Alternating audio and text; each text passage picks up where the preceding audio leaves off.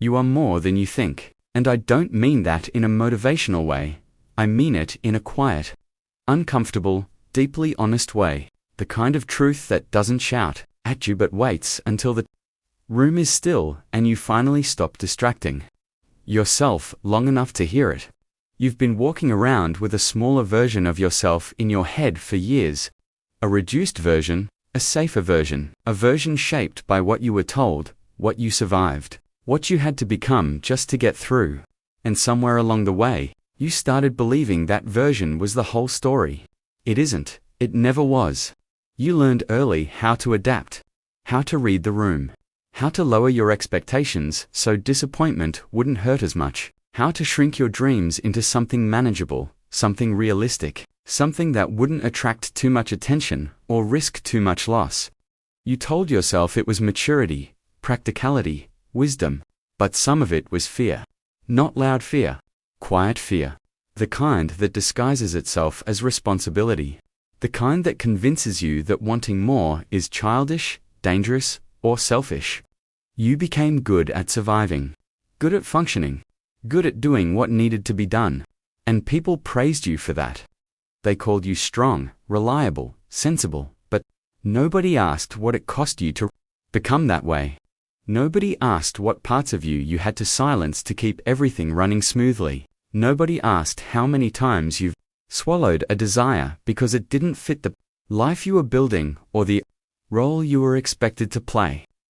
You didn't wake up one day and decide to live smaller. It happened slowly. One compromise at a time. One later at a time. One, this isn't the right moment, that quietly turned into, this probably isn't for me. And now, years later, you sometimes feel this strange restlessness you can't explain. A sense that something is unfinished. Not broken, just incomplete. Like you're living a life that almost fits, but not quite. That feeling isn't ingratitude. It isn't failure. It's recognition. It's the part of you that remembers there is more. More depth. More capacity. More possibility than you've been allowing yourself to access. You feel it when things go quiet. When the distractions stop working. When you catch yourself imagining a different version of your life and then immediately shut it down with logic, timing, or responsibility. You tell yourself you should be satisfied. And maybe you are, on the surface. But satisfaction is not fulfillment. Comfort is not alignment. And stability is not the same as meaning. You can be grateful and still feel called towards something deeper. You can appreciate what you have and still know you are not fully expressed inside it. You are more than you think because the version of you that you operate from is built on past evidence, not future potential. It's built on what has already happened, not what could still happen. And the mind is very good at protecting you by limiting you. It uses memory as a boundary. It says, this is who you are because this is what you've been. But growth doesn't work that way. Becoming doesn't ask permission from your past. There are parts of you that have never been used. Parts of you that are waiting, not because you weren't capable, but because you were busy being necessary, busy being needed, busy being the one who holds things together. You learned how to be useful before you learned how to be fulfilled. And usefulness can become a trap if you mistake it for identity.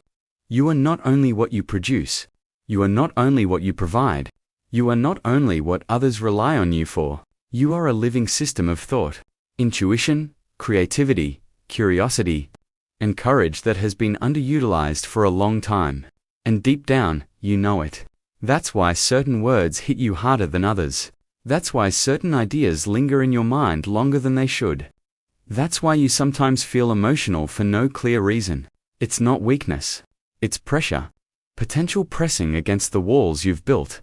You learned to measure yourself by outcomes, by results, by external proof. But some of the most important parts of you don't show up on a resume or in a routine. They show up in how you think, how you notice patterns others miss, how you feel things deeply, even when you pretend not to. How you imagine possibilities even when you don't act on them yet. You've underestimated yourself, not because you lack confidence, but because you've been busy maintaining balance. And balance, when held too tightly, can become stagnation. You chose safety when the alternative felt irresponsible. You chose certainty when the unknown felt reckless. And those choices made sense at the time. They protected you. They kept you functioning. But they were never meant to be permanent. There is a difference between a phase and a ceiling. What helped you survive a chapter is not always what helps you grow into the next one. And if you feel restless now, it may be because the strategies that once kept you safe are now keeping you small. Not intentionally, not maliciously. Just quietly. You are more than you think.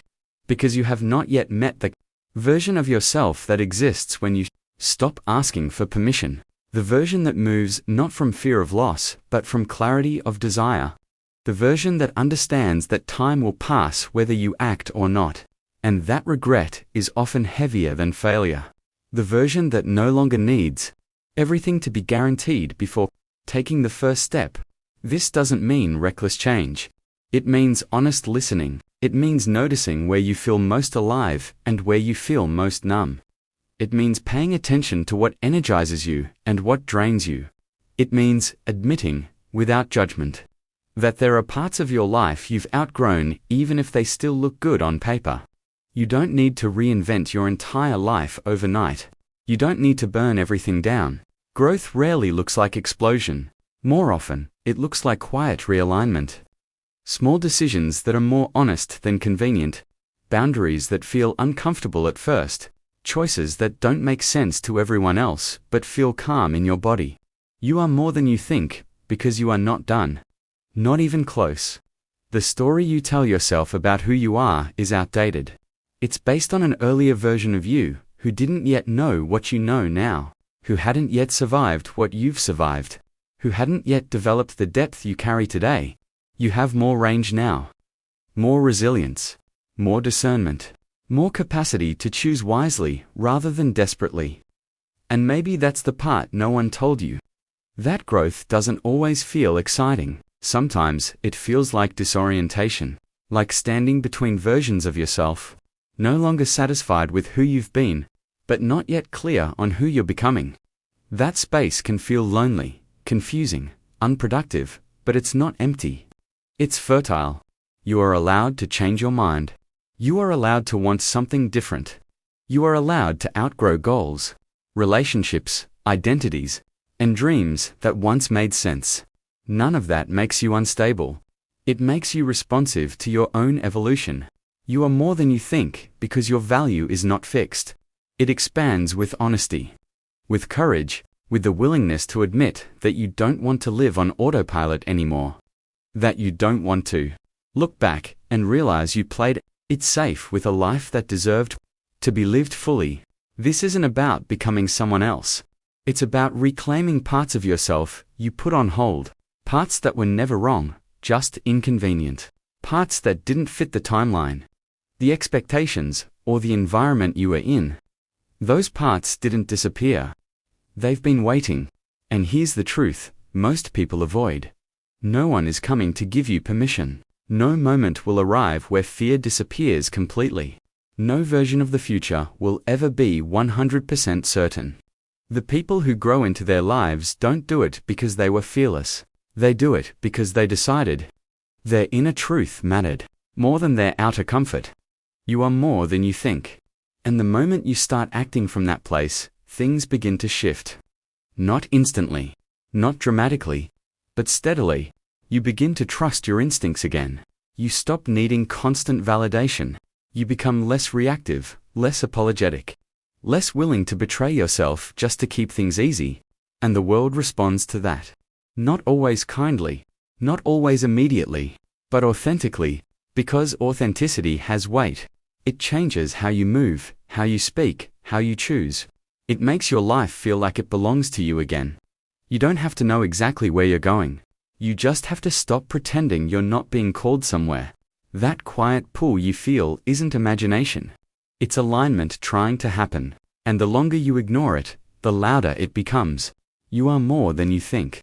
And the moment you stop living like you're not, everything begins to reorganize around that truth.